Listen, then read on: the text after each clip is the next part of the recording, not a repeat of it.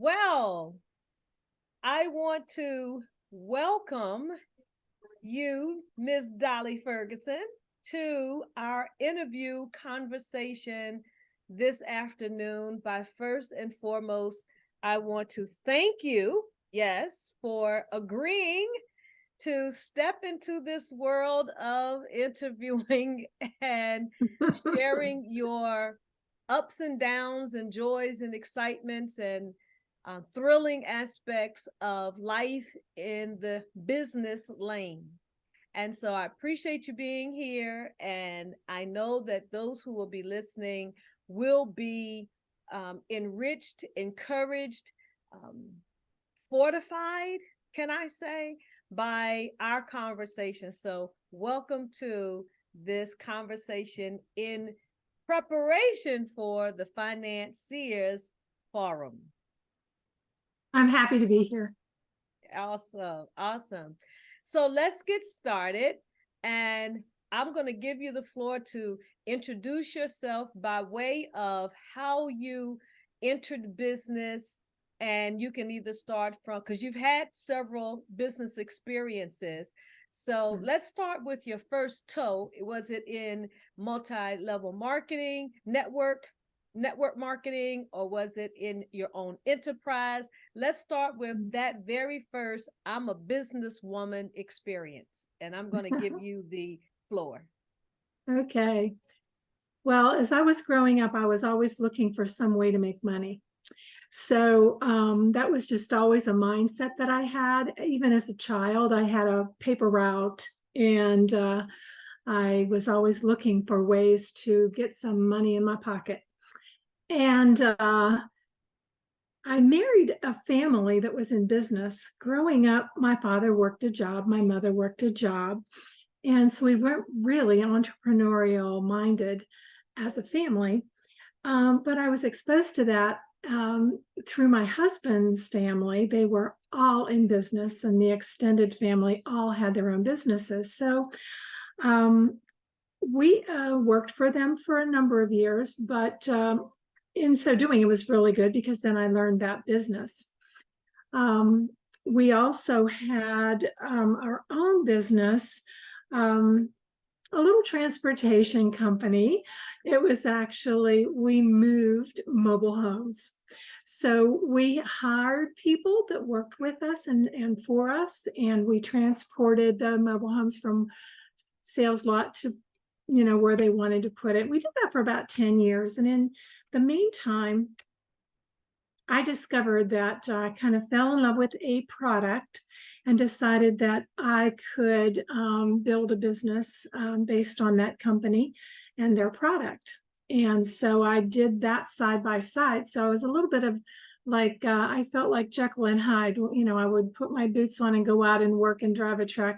And then I would come home and get real cute because mine was in cosmetics. So I would be real cute and have to go out and, be all upbeat and fun. And I just fell in love with it.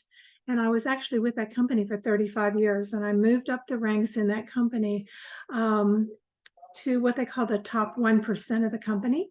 And I had built a team of over 100 women. And I taught them how to do the business. I taught them not just how to sell, but I did that, but how to manage their money, how to be a businesswoman, because many of these women had never been exposed to the business world. And so they didn't think of it as a business. It was just kind of a little sideline, a side hustle, as we call it today. And so I really enjoyed teaching women and helping them to aspire to having that extra money that they needed. And also, it was my full-time career. And, I got the free cars and, all the perks that went along with that. So it was not, they didn't call it multi-level, but it was in that same vein where we had a team and we made money from team building, and we also made money from selling product, and we had a free car. So that was a perk. And as I said, I did that for 35 years. And then all of these things kind of crossed over. My father-in-law lived to be 99 and a half, and it was his business that was a builder supply, trucking company, landscape supply. And we inherited a major portion of that company. And eventually we bought out the partner. And we had that for must have been almost 20 years. And it was failing when we got involved with that. It was just on the verge of bankruptcy, which we did not know. And so I was instrumental in bringing that company from failing almost. I mean, they had no money and they had 10 employees that we had to meet a payroll. And, it just, we were drawn into it and had to guarantee this company. So I learned very quickly that how to turn a company around and create profit. It was quite challenging, but it was very rewarding. And meeting the payroll every week, growing the business. It was seasonal, so we had to kind of figure out what we should be selling, what we should not be selling, and how to make a profit, how to create a thriving, profitable business. And so we took it from that. And as I said, my husband took care of the trucking part, the outside part. I took care of the inside part. And I took care of the customer service and the billing and the office work and the planning and the money management and the pricing and all of that. So it turned out that after 17 years, I think it was 17 years, we went in 07 and then in 19, oh gosh, that's 12 years. We turned it around so that it was a thriving, profitable, attractive business, and we wanted to retire.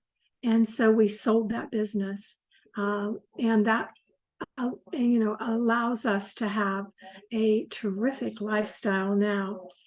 And I'm still not out of the business world because I can't. I just don't enjoy retirement.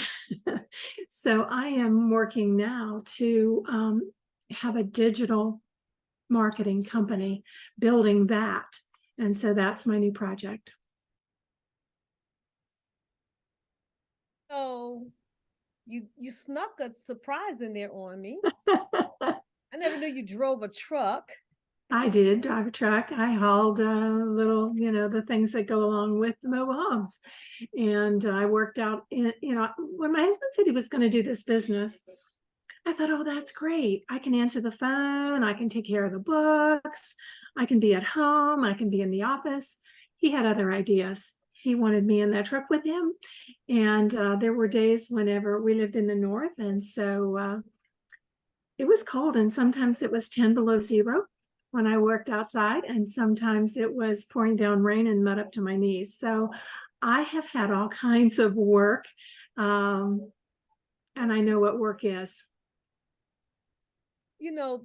That's interesting, because when you think about starting a business or inheriting a business, if you have employees, often, people think, well, I'll have my employees do difficult tasks that I don't want to do.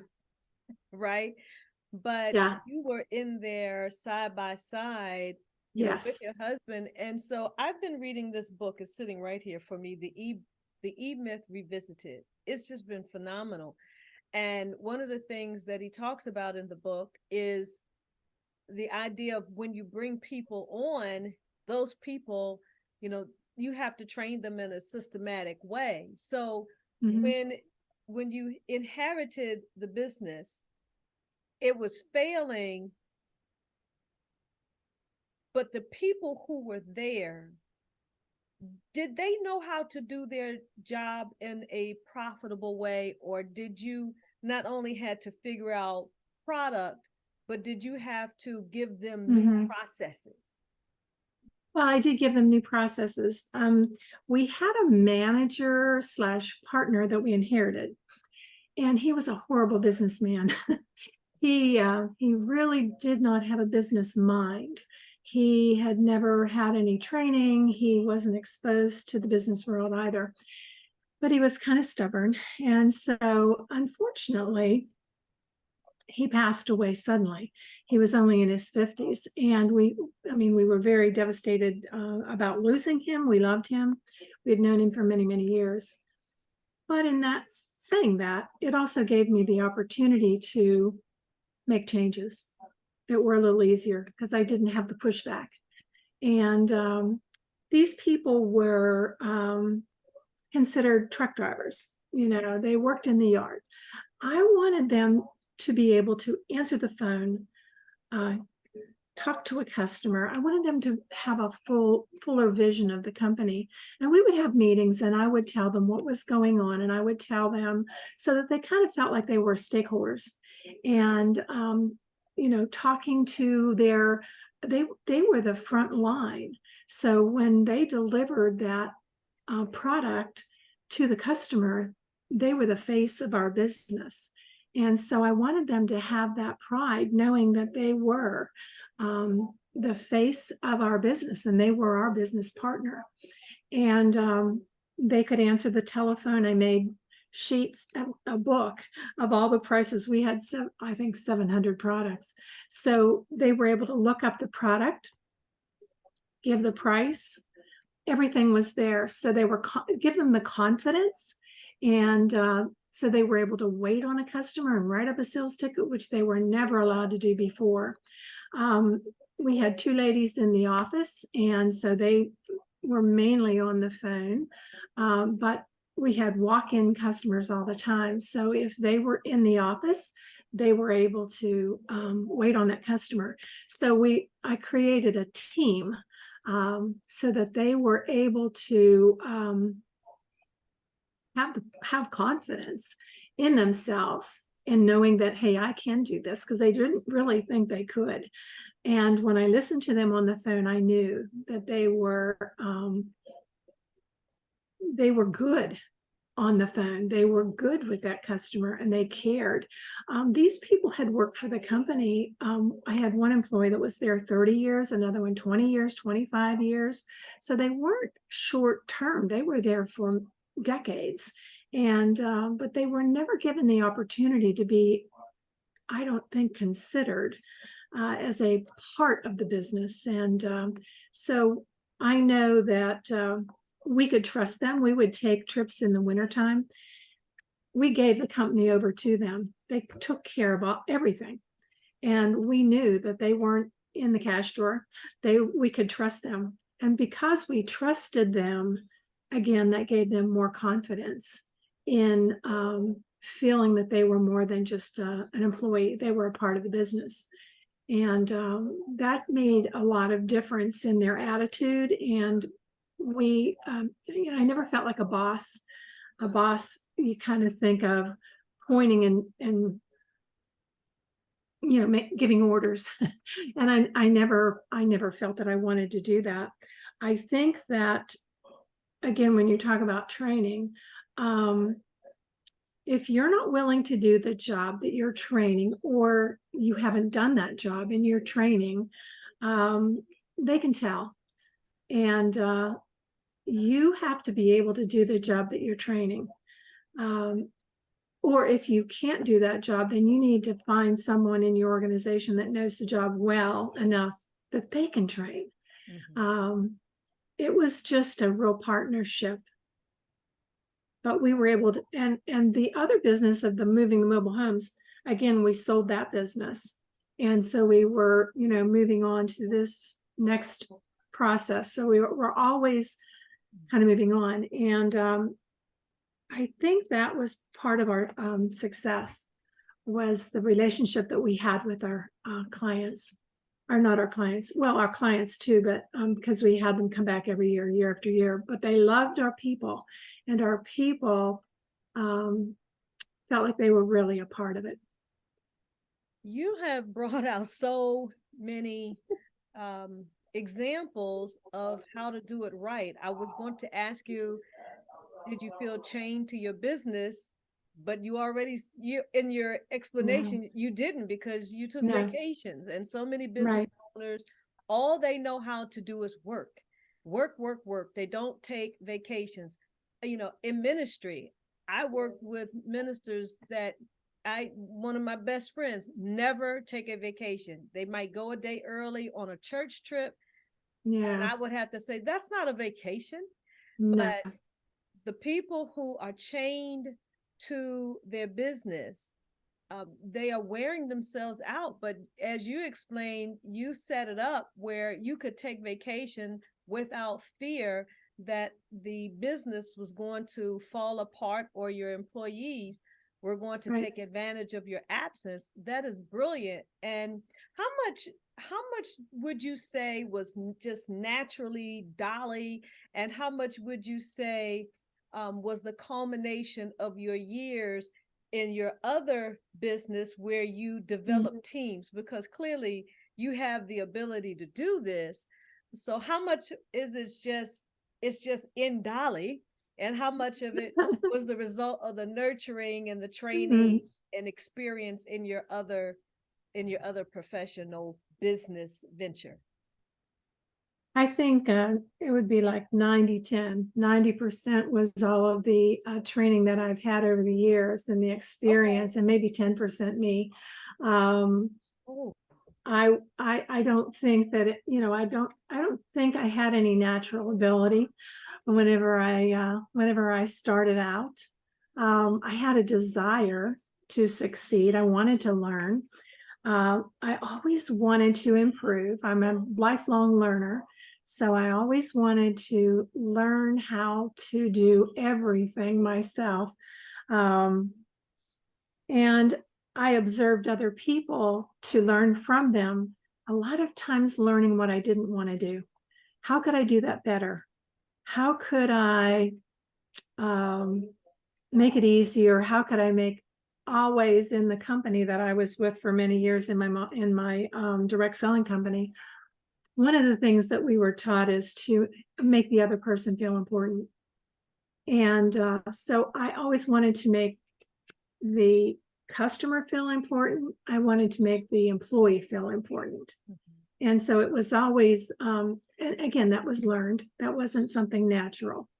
And so I think I picked up through the years, working, learning, just always evolving. And so that's where it came from. It was 90% what I've learned.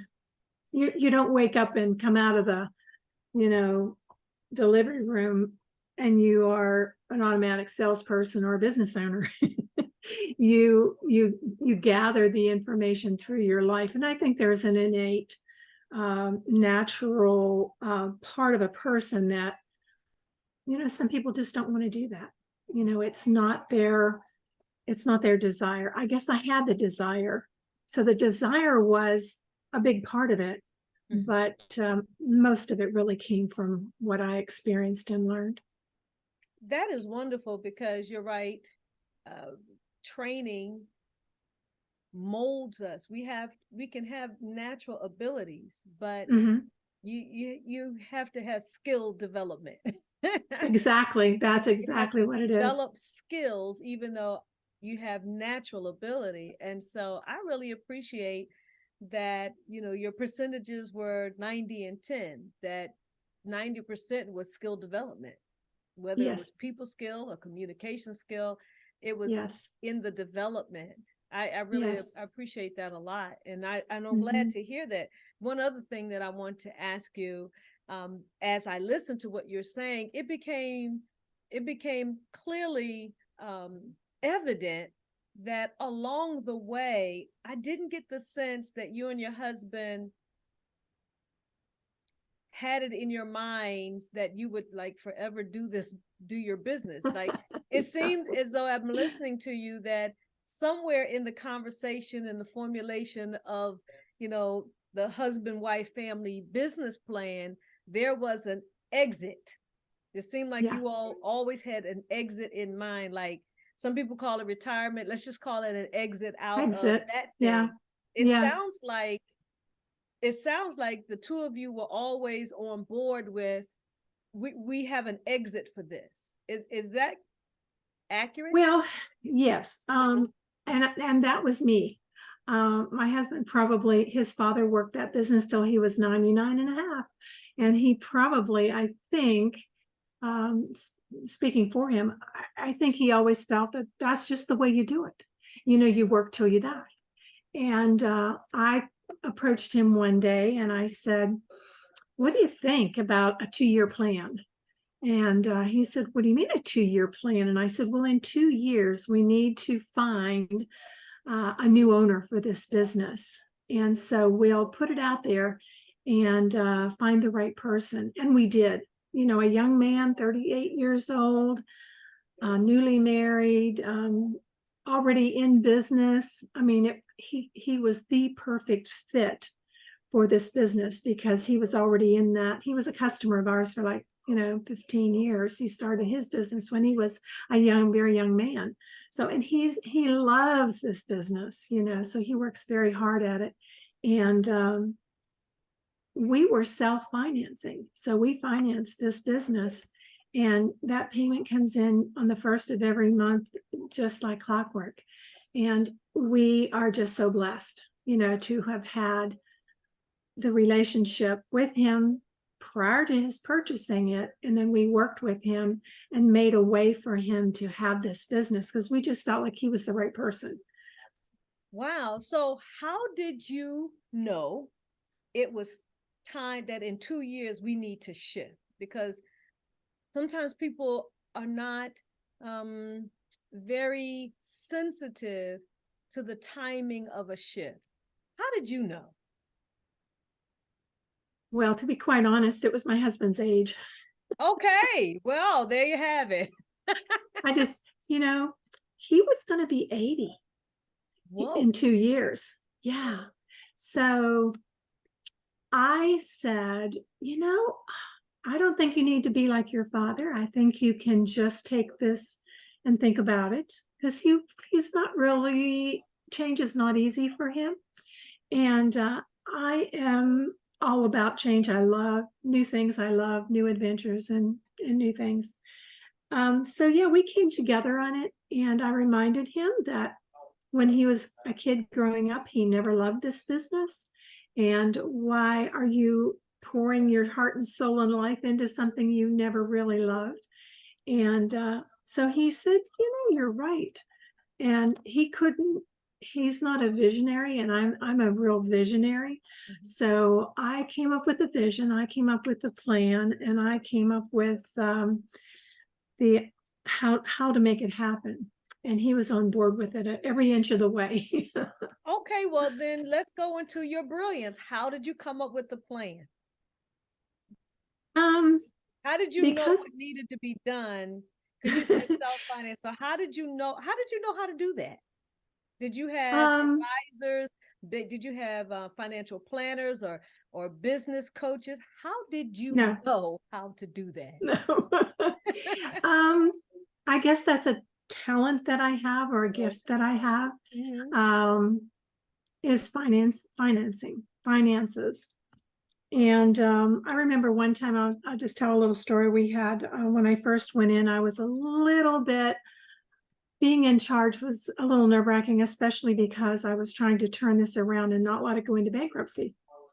And so we had 2 accountants, and they were partners, and I made an appointment with the one partner, and we had 2 corporations, C corporations, so that was different than just an LLC. And I said, this is how I envision this running, and how I want to do things, and how I want to make these changes. And I just wanted to make sure that it was the right thing to do, and told him the whole thing. And he sat back in his chair and he said, oh, I think that's a great idea. You should do that. Well, the meeting lasted 15 minutes and I got a bill for $500. Whoa. And I thought, gosh, and all he said was, yeah, pat me on the head and say, yeah, that's a good idea. And so I thought, that was a real lesson. Another time, I had a lot of when we went into this, the accounts receivable should be around $30,000 to $50,000. Our accounts receivable was over $1 million. We were in trouble. And we had many, many people that just weren't paying the bill because nobody had asked them for money. So I got involved with Dun & Bradstreet. I thought, well, that's the way to go, Dun & Bradstreet. You know, they're really going to give me information. And it cost me $4,000 to join Dun & Bradstreet. And I found out that I could do it better. So there again was $4,000 of money that I learned a little bit, I guess, but not very much. And then we had a gentleman that owed us over $250,000, and he wasn't making any payments. So I found a collection attorney, and I called the collection attorney, and right away, yes, he definitely wanted that account. And so he ended up collecting that $250,000 account. We ended up getting $67,000 that we had to settle for a $250,000 account because he took the bulk. The attorney And took. yes, and I learned, I think they took like 37%, 34%, something like that. Yeah, because we got 100,000 in. But anyhow, that was a big lesson learned. So I was a little bit shy of asking for all these, putting my business in somebody else's hands, telling me how to run my business, and they don't know anything about my business. And did they ever have a business?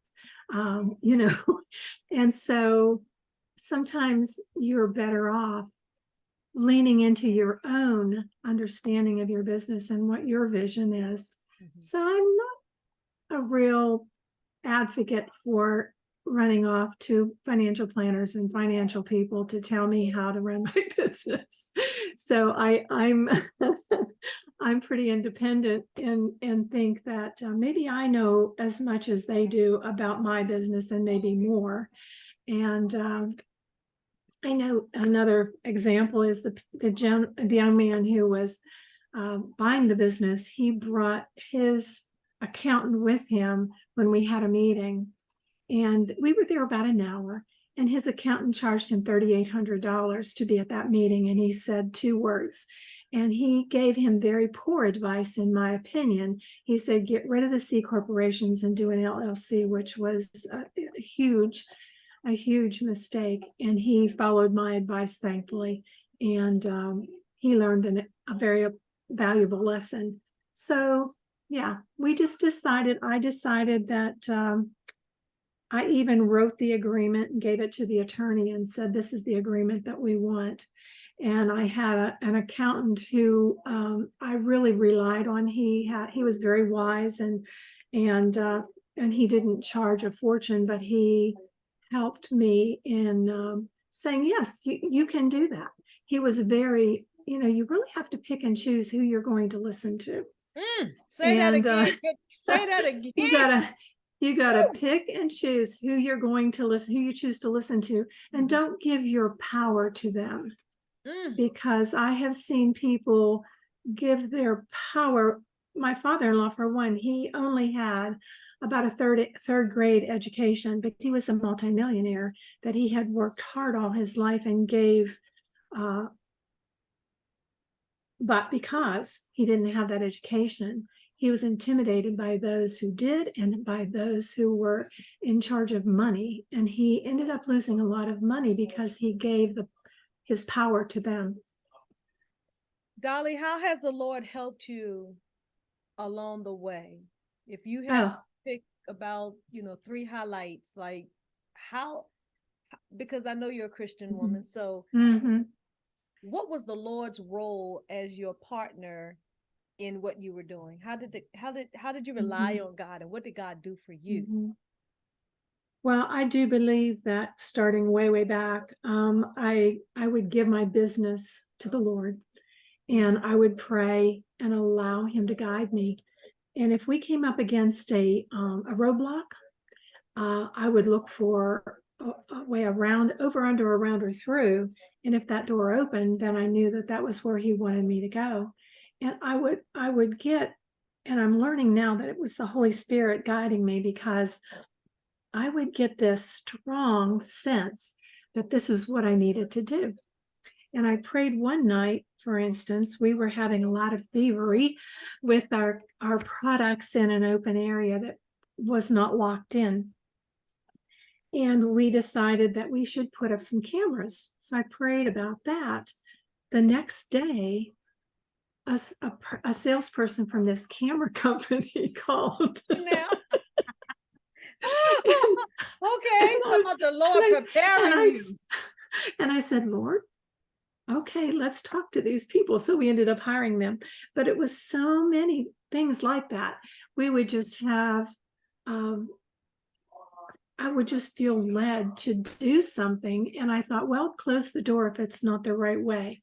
And sometimes the door would close. You know, we had a buyer one time that had probably more than twice as much as we ended up selling the business for. And I thought, wow, this is great.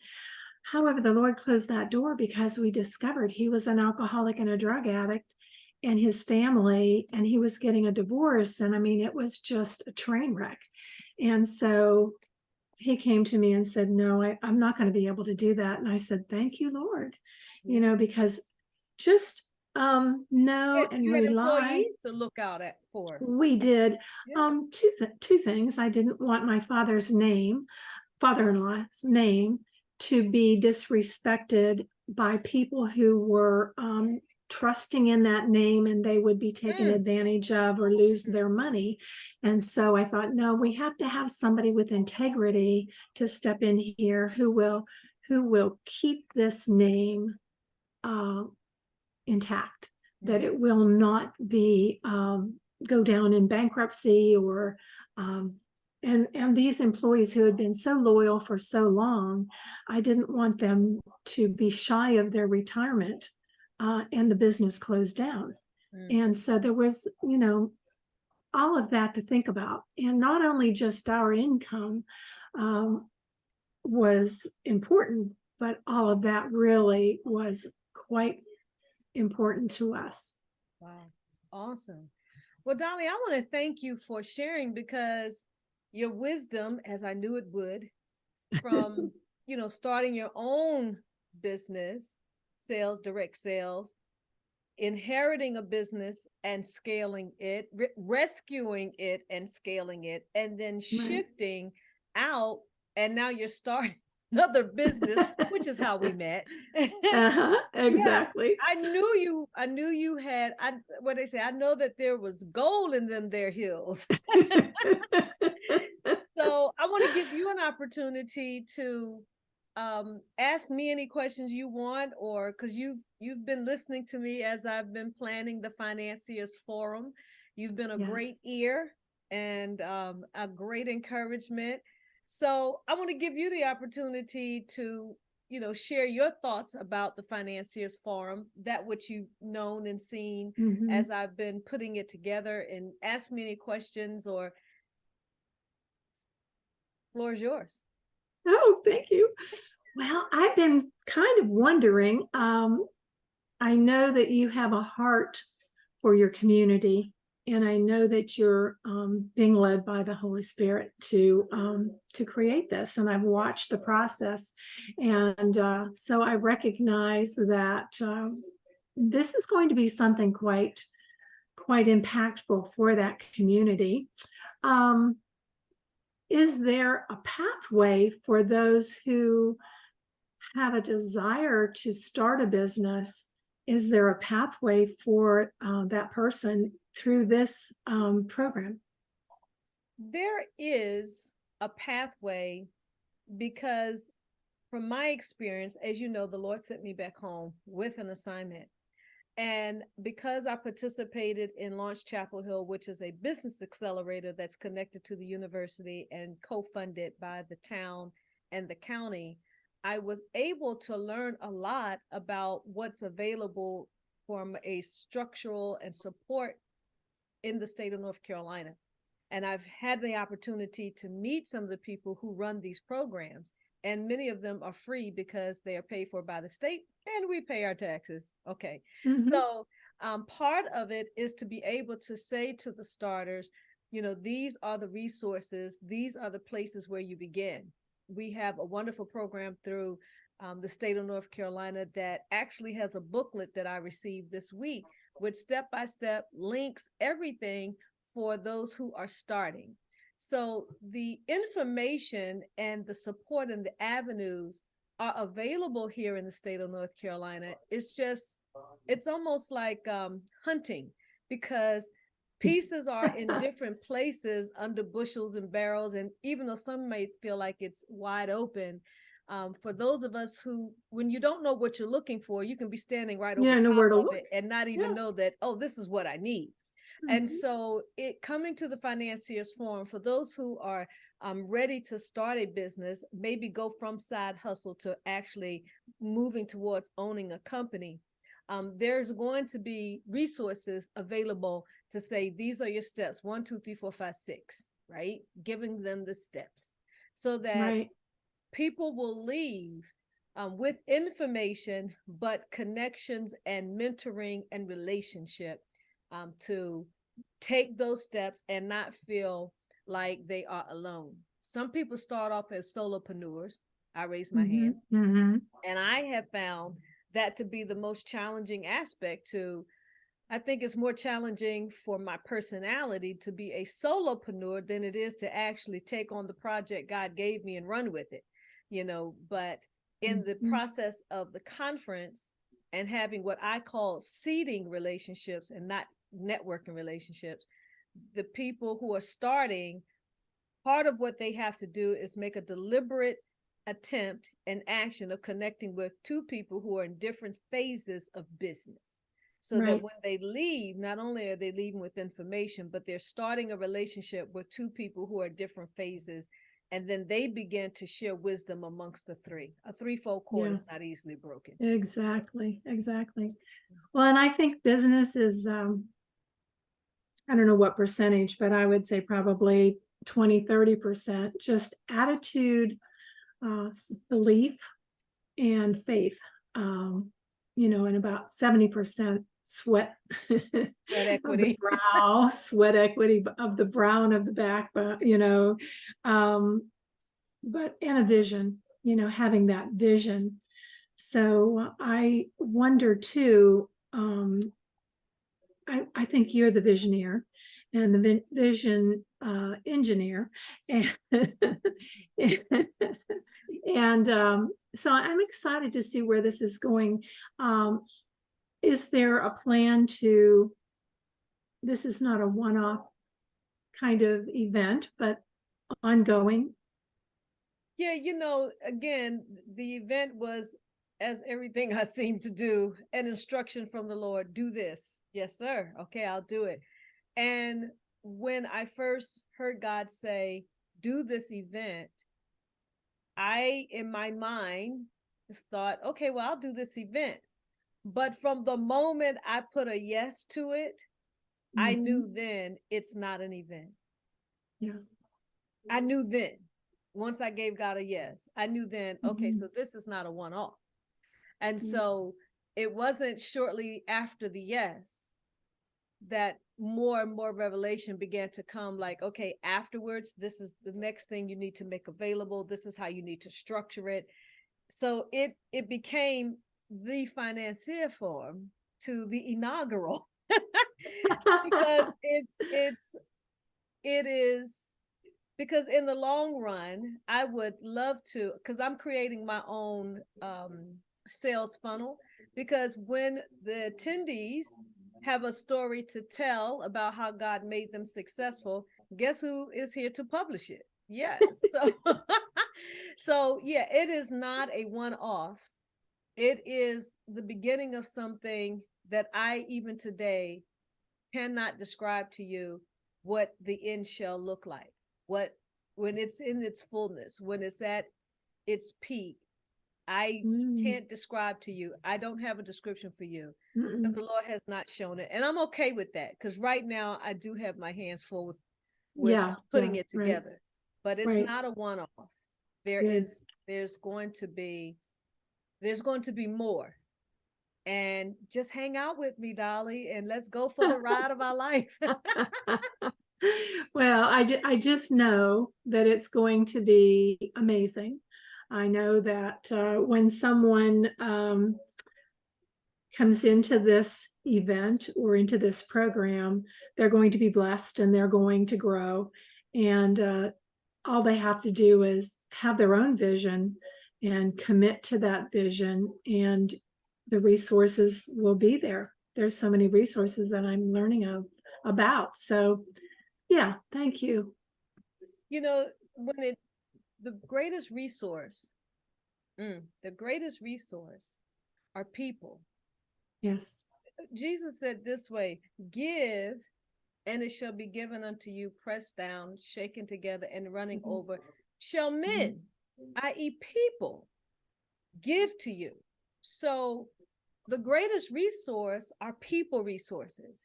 And when I say that, I think about the wisdom, the tribal knowledge in the area of business and life that people carry.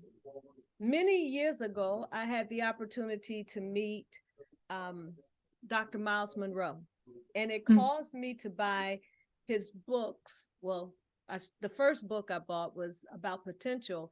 And when I read the line in there about how the cemetery is one of the wealthiest places because people take their potential to the grave, they don't act on their potential. And that resonated with me. I thought about that, and I take it and I put it into practice to say, people have so much potential, but sometimes they can't act on it because they don't have wisdom, they don't have insight. And a person can cut your years of learning. One person can redeem your time.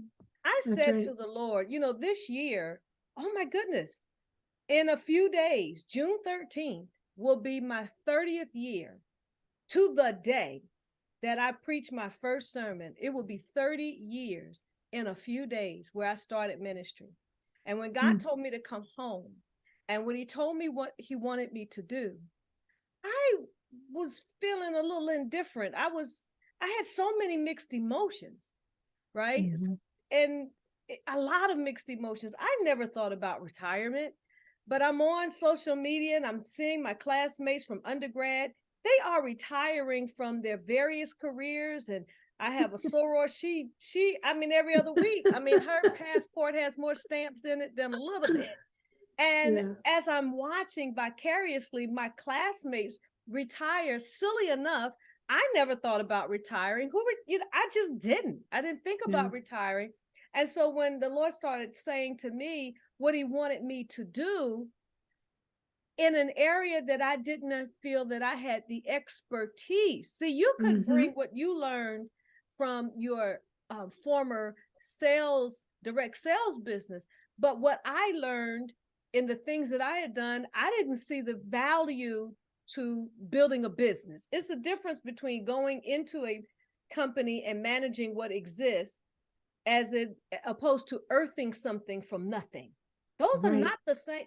They carry different anointings. They carry different graces. And I didn't feel capable or competent. And I said, I don't know, God, how to do this. And here was my greatest. I didn't feel like I had the time to go and learn what I did not know. Yeah. Like, do you know how much time it's going to take me, God, to learn what I don't know? I was feeling so indifferent. I had a lot of mixed feelings about it. And then I heard the Holy Spirit say, I will redeem your time.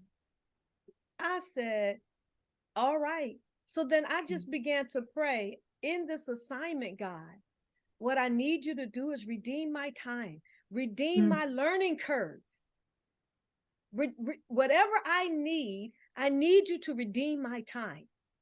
I can run with a vision, but I need you to redeem some time. I need you to spot me some yards on this track. That's what I need you to do. And that's what God did for me. And when I look at the Financiers Forum, I see a process that redeems time for people, whether they are starting, scaling, or shifting, because I have what I call my hometown heroes who have agreed to come and, as I say, tell the real nitty gritty, to redeem time, because we are in a strange time. And so to Yeah. redeem that time so that we don't, I used to tell my children, you say, well, we got to learn, we have to make our own mistakes. We have to learn from our mistakes. I said, that ain't even biblical. No, you don't have to. You don't have to. The Yeah. Lord did not say, thou shalt learn by making mistakes. He said, follow them who with faith and patience have obtained the promises of God. Through faith and patience, not by mistakes. The Holy Spirit is our teacher, not mistakes. So you can Right. take the road of mistakes if you want to, but you can have your time redeemed. And that's what the Financiers Forum, at the core of it, is going to do. It's going to redeem time for people who are starting, scaling, and shifting business. Absolutely. Oh, yes. Learn from my mistakes. Don't try to go out and make your own because you're just spinning your wheels. Absolutely, absolutely. Well, do you have any more questions for me about the Financiers Forum? I don't think so. Okay, I awesome. think I think it's just an incredible event that's coming. I'm gonna be out here watching and kind of excited to see where it's going to go. Thank you so very much. And again, I want to thank you. Do you have any closing words? Do you want to run a commercial for? You got any words of a commercial to get people to sign up? Gosh, for your forum, I would say anytime that you can be in the space of people who are living the life you want to live, they are where you want to be, get there, whatever it takes, be in their space so that you can learn from them, you can absorb. You might only walk away with one idea, but that idea might turn your life completely around. And so do whatever it takes to become a part of this because you will be blessed. Amen. That is so true. Well, Dolly, I want to thank you for sharing with me and your testimony about all of your business experience. I'm glad to hear it. I'm glad you shared it. And it's going to be great as we watch you develop your next business. You're starting again. I'm starting again. I'm really, really excited about it. Yeah, and just think about this. Your learning curve for so many things are now your strongest assets, right? You don't have to sit and learn so many. Amen. You still have to learn things, but it's not those things. So, It is not. It yeah, is not. It is not. awesome. Yeah. Okay. Well, thank you Thank so you. very much. And we will see you again on the other side of the Financiers Forum. Thank you so very much. Amen. Thank you. Thanks for inviting me. You are welcome.